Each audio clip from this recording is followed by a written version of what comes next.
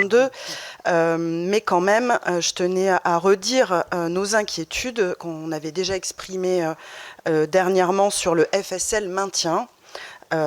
Pour le bilan de l'année 2022 avec des perspectives qui semblent se confirmer avec les chiffres indiqués dans ce rapport de bilan de début d'année 2023.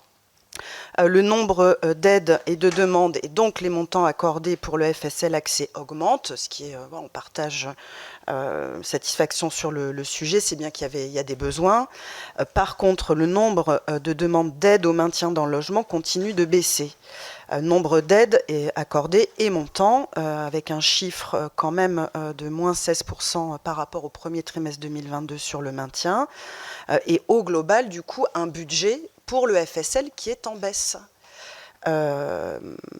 Alors, je vous avais dit, Monsieur le Président, que peut-être il y a moins de besoins, etc. Mais en tout cas, au regard de la situation économique et sociale qui impacte en premier lieu fortement celles et ceux qui sont déjà fragilisés, je ne peux pas croire que les besoins dans notre département baissent. Au contraire.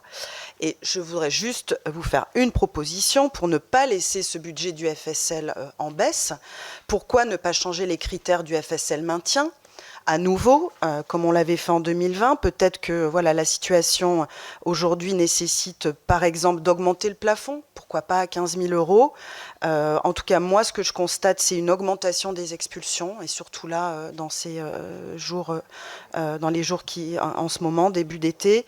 Je vois des dettes cumulées de la période Covid. Vous savez qu'il y a une période un peu de non-expulsion, et c'était bien normal de la part des bailleurs, mais avec du coup des dettes cumulées sur la période Covid et post-Covid qui ressortent maintenant dans cette année 2023. Moi, je constate en tout cas des familles et beaucoup de familles monoparentales en grande difficulté. Et voilà, je souhaitais vous faire cette proposition. Est-ce qu'ensemble, on peut réfléchir à des changements de critères qui permettent un accès facilité au FSL maintien et, encore une fois, comme l'a dit mon collègue Patrick Jarry, que nous faisions tout pour venir en aide aux familles fragilisées aujourd'hui, pour tout faire pour qu'elles ne soient pas à la rue. Je vous remercie.